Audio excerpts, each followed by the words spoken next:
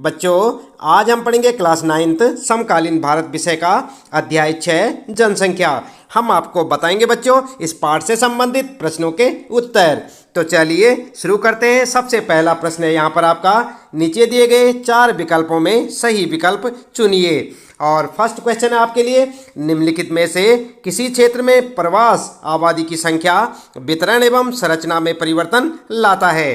क है प्रस्थान करने वाले क्षेत्र में, ख है आगमन वाले क्षेत्र में, ग है प्रस्थान एवं आगमन दोनों क्षेत्रों में, और ग है फिर इनमें से कोई नहीं। तो यहाँ पर बच्चों आपको इन 4 ऑप्शन में से सही ऑप्शन चुनना है। तो क्या लिखेंगे उत्तर? उत्तर में आप लिख सकते हैं ग वाला बिल्कुल आपका करेक्ट ऑप्शन है, प्रस्थान एवं आगमन दोनों क्षेत्रों में। ठीक है बच्चों, इसे आप लिख सकते हैं। इसके बाद सेकंड है आपके लिए, जनसंख्या में बच्चों का एक बहुत बड़ा अनुपात निम्नलिखित में से किसका परिणाम है? उच्च जन्म दर, उच्च मृत्यु दर, उच्च जीवन दर, अधिक विवाहित जोड़े। तो यहाँ पर आपको इन चारों में से करेक्ट ऑप्शन चुनना है बच्चों। क्या लिखेंगे उत्तर में? उत्तर में आप लिख सकते हैं क वाला ऑप्शन बिल्कुल करेक्ट है, उच्च जन्म दर। ठीक है बच्चों। थर्ड है आपके लिए फिर यहाँ पर, निम्नलिखित में से कौन सा एक जनसंख्या वृद्धि का परिणाम दर्शाता है? क है आपके लिए एक क्षेत्र की कुल जनसंख्या, ख है प्रत्येक वर्ष लोगों की संख्या में होने वाली वृद्धि, और फिर ग है बच्चों जनसंख्या वृद्धि दर, और घ है फिर प्रति 1000 पुरुषों पर महिलाओं की संख्या। तो आपको करेक्ट ऑप्शन चुनना है। उत्तर में आप लिख सकते हैं ख वाला ऑप्शन आपका बिल्कुल करेक्ट है, प्रत्येक वर्ष लोगों की संख्या में होने वाली वृद्धि। ठीक है बच्चों। इसके बाद अगला है बच्चों चौथा यहाँ पर आपके लिए, 2001 की जनसंख्या के अनुसार एक साक्षर व्यक्ति हुआ है, और कौन है? यहाँ पर 4 ऑप्शन है आपके लिए, जो अपने नाम को पढ़ एवं लिख सकता है। ख है जो किसी भी भाषा में पढ़ एवं लिख सकता है। अगला है बच्चों ग, जिसकी उम्र 7 वर्ष है तथा वह किसी भी भाषा को समझ के साथ पढ़ एवं लिख सकता है। अगला है फिर घ, जो पढ़ना लिखना एवं अंकगणित तीनों जानता है। तो आपको करेक्ट ऑप्शन चुनना है इन चारों में से।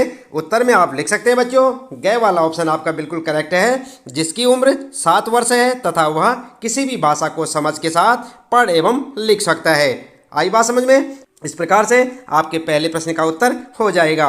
इसके बाद आइए देख लेते हैं यहाँ पर दूसरा प्रश्न है, निम्नलिखित के उत्तर संक्षेप में दें। और फर्स्ट है आपके लिए, जनसंख्या वृद्धि के महत्वपूर्ण घटकों की व्याख्या करें। उत्तर लिखेंगे जनसंख्या वृद्धि के महत्वपूर्ण घटक जन्म दर, मृत्यु दर एवं प्रवास हैं। और सबसे पहले बात करते हैं यहाँ पर जन्म दर की। लिखेंगे जन्म दर और हेडिंग डालकर लिखेंगे 1 वर्ष के दौरान 1000 लोगों पर जीवित पैदा हुए बच्चों की संख्या। आगे लिखेंगे यह जनसंख्या के आकार तथा घनत्व दोनों में वृद्धि करती है यदि किसी वर्ष के दौरान जन्मों की संख्या मृतकों की संख्या से अधिक हो तो उस वर्ष के दौरान कुल जनसंख्या में वृद्धि हो जाएगी। ठीक है। इसके बाद दूसरी हेडिंग लिखेंगे बच्चों मृत्यु दर, और यहाँ पर हेडिंग डालकर लिखेंगे यह 1 वर्ष के दौरान 1000 लोगों पर मृतकों की संख्या को प्रदर्शित करती है। यह जनसंख्या के आकार तथा घनत्व दोनों में कमी ला देता है यदि किसी वर्ष के दौरान मृतकों की संख्या जन्मों की संख्या से अधिक हो तो उस वर्ष के दौरान कुल जनसंख्या में कमी हो जाएगी। आई बात समझ में? इसके बाद अगला देखते हैं बच्चों, फिर हेडिंग लिखेंगे प्रवास, और यहाँ पर लिखेंगे लोगों का एक क्षेत्र से दूसरे क्षेत्र में चले जाने को प्रवास कहते हैं। ठीक है बच्चों, प्रवास किसे कहते हैं आपके लिए काफ़ी इंपॉर्टेंट है, याद रखें।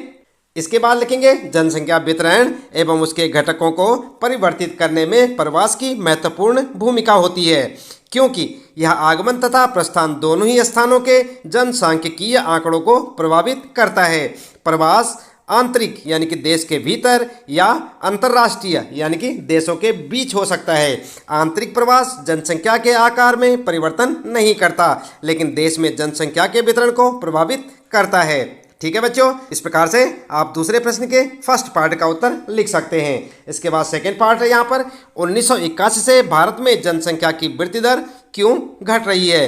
तो जानते हैं आप क्यों घट रही है बच्चों? उत्तर में आप लिख सकते हैं 1981 से भारत में जन्म दर धीरे धीरे घट रही है। इसके परिणाम स्वरूप जनसंख्या वृद्धि में धीरे धीरे कमी आ रही है। इसके बाद बच्चों आइए देख लेते हैं यहाँ पर दूसरे प्रश्न का थर्ड पार्ट है। यहाँ पर पूछा है आयु संरचना दर एवं मृत्यु दर को परिभाषित करें। तो यहाँ पर उत्तर में आप लिख सकते हैं बच्चों, किसी देश में जनसंख्या की आयु संरचना वहाँ के विभिन्न आयु समूह के लोगों की संख्या को बतलाता है। एक वर्ष में प्रति 1000 व्यक्तियों में जितने जीवित बच्चों का जन्म होता है उसे जन्म दर कहते हैं। एक वर्ष में प्रति 1000 व्यक्तियों में मरने वालों की संख्या को मृत्यु दर कहा जाता है। ठीक है, इस प्रकार से आप अपना उत्तर लिख सकते हैं। अगला है बच्चों चौथा पार्ट है इसका, प्रवास जनसंख्या परिवर्तन का एक कारक। तो यहाँ पर आप उत्तर में लिख सकते हैं बच्चों, उत्तर लिखेंगे लोगों का एक क्षेत्र से दूसरे क्षेत्र में चले जाने को प्रवास कहते हैं। प्रवास जनसंख्या परिवर्तन का एक महत्वपूर्ण घटक है। ये केवल जनसंख्या के आकार को ही प्रभावित नहीं करता बल्कि उम्र एवं लिंग के दृष्टिकोण से नगरीय एवं ग्रामीण जनसंख्या की संरचना को भी परिवर्तित करता है। ठीक है बच्चों, इस प्रकार से आपके दूसरे प्रश्न का उत्तर हो जाएगा। आइए देखते हैं यहाँ पर फिर तीसरा प्रश्न है, जनसंख्या वृद्धि एवं जनसंख्या परिवर्तन के बीच अंतर स्पष्ट करें। तो किस प्रकार से आप अंतर स्पष्ट करेंगे आइए देख लेते हैं। आप एक टेबल बना लें बच्चों, ठीक इस प्रकार से, और एक तरफ लिखें जनसंख्या वृद्धि, दूसरी तरफ लिखेंगे जनसंख्या परिवर्तन। इन दोनों में आपको अंतर बताना है। सबसे पहले लिखेंगे जनसंख्या वृद्धि में, इसका अर्थ होता है कि किसी विशेष समय अंतराल में किसी देश राज्य के निवासियों की संख्या में परिवर्तन। और दूसरी साइड लिखेंगे यह किसी विशेष समय अवधि के दौरान वितरण, संरचना और आबादी के आकार में परिवर्तन को दर्शाता है। इसके बाद दूसरा अंतर लिखेंगे बच्चों, जनसंख्या वृद्धि को प्रभावित करने वाले प्रमुख घटक हैं जनसंख्या में प्राकृतिक वृद्धि तथा अप्रवास। ठीक है, और दूसरी साइड में लिखेंगे आप जनसंख्या परिवर्तन को प्रभावित करने वाले प्रमुख घटक हैं जनसंख्या में प्राकृतिक वृद्धि, प्रवास तथा अप्रवास। ठीक है बच्चों, और इस प्रकार से आपके तीसरे प्रश्न का उत्तर हो जाएगा। इसके बाद आइए देख लेते हैं यहाँ पर चौथा प्रश्न है बच्चों, व्यावसायिक संरचना एवं विकास के बीच क्या संबंध है। जानते हैं आप बच्चों, आपने पाठ पढ़ा होगा। उत्तर में लिख सकते हैं विभिन्न प्रकार के व्यवसायों के अनुसार किए गए जनसंख्या के वितरण को व्यावसायिक संरचना कहा जाता है। व्यवसायों को सामान्यतः प्राथमिक, द्वितीयक एवं तृतीयक श्रेणियों में वर्गीकृत किया जाता है। व्यवसायों को प्रायः प्राथमिक में कौन कौन सी आती है बच्चों, कृषि, खनन, मछली पालन आदि। ठीक है, द्वितीयक यानी कि उत्पादन करने वाले उद्योग, भवन एवं निर्माण कार्य, एवं तृतीयक परिवहन, संचार, वाणिज्य, प्रशासन तथा सेवाएं श्रेणियों में वर्गीकृत किया जाता है। ठीक है, इसके बाद आगे लिखेंगे विकसित एवं विकासशील देशों में द्वितीयक एवं तृतीयक व्यवसायों में कार्य करने वाले लोगों का अनुपात अधिक होता है। विकासशील देशों में प्राथमिक क्रियाकलापों में कार्यरत लोगों का अनुपात अधिक होता है। भारत में कुल जनसंख्या का 64% भाग केवल कृषि कार्य करता है। द्वितीयक एवं तृतीयक क्षेत्रों में कार्यरत लोगों की संख्या का अनुपात क्रमशः 13 तथा 20% है। वर्तमान समय में बढ़ते हुए औद्योगिकीकरण एवं शहरीकरण में वृद्धि होने के कारण द्वितीयक एवं तृतीयक क्षेत्रों में व्यावसायिक परिवर्तन हुआ है। इस प्रकार से आप अपने चौथे प्रश्न का उत्तर लिख सकते हैं बच्चों, साथ साथ याद भी करते रहें। इसके बाद आइए देख लेते हैं पांचवा प्रश्न है, स्वस्थ जनसंख्या कैसे लाभकारी है। तो जानते हैं आप कैसे लाभकारी है बच्चों। उत्तर में लिखेंगे स्वास्थ्य जनसंख्या की संरचना का एक महत्वपूर्ण घटक है जो कि विकास की प्रक्रिया को प्रभावित करता है। स्वस्थ जनसंख्या राष्ट्र के लिए एक परिसंपत्ति होती है। एक अस्वस्थ व्यक्ति की अपेक्षाकृत स्वस्थ व्यक्ति अधिक उत्पादनशील तथा दक्ष होता है। वह अपने सामर्थ्य को क्रियान्वित कर सकता है या कर सकती है तथा समाज एवं देश के विकास में अपना योगदान दे सकता है अथवा दे सकती है। सरकारी कार्यक्रमों के निरंतर प्रयास के द्वारा भारत की जनसंख्या के स्वास्थ्य स्तर में महत्वपूर्ण सुधार हुआ है। परिणाम स्वरूप मृत्यु दर जो 1951 में प्रति 1000 25 थी, 2001 में घटकर प्रति 1000 8.1 रह गई है। जीवन प्रत्याशा जो कि 1951 में 36.7 थी, बढ़कर 2001 में 64.6 वर्ष हो गई है। ठीक है बच्चों, इस प्रकार से आप अपने पांचवें प्रश्न का उत्तर लिख सकते हैं। काफ़ी इंपॉर्टेंट क्वेश्चन है बच्चों, याद भी करते रहें।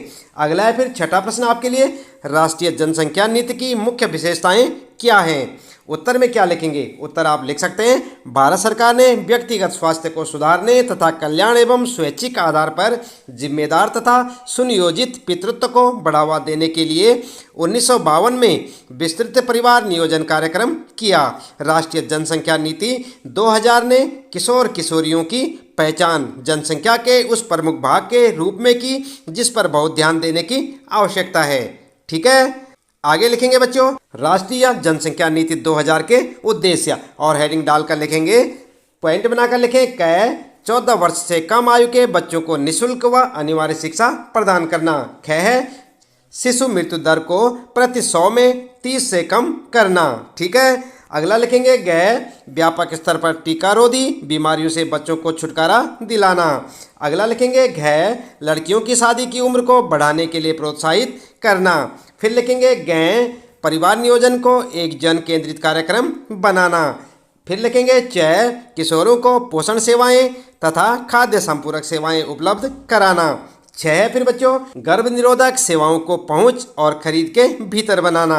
अगला लिखेंगे बाल विवाह को रोकने के कानूनों को सुदृढ़ करना। ठीक है, इस प्रकार से आप अपने इस प्रश्न का उत्तर लिख सकते हैं। इसके बाद बच्चों फिर शुरू होते हैं आपके लिए परियोजना कार्य से संबंधित प्रश्न। और यहाँ पर बच्चों आप देख सकते हैं एक प्रश्नावली बनाकर कक्षा की जनगणना कीजिए। प्रश्नावली में कम से कम 5 प्रश्न होने चाहिए। ये प्रश्न विद्यार्थियों के परिवारजनों, कक्षा में उनकी उपलब्धि, उनके स्वास्थ्य आदि से संबंधित हों।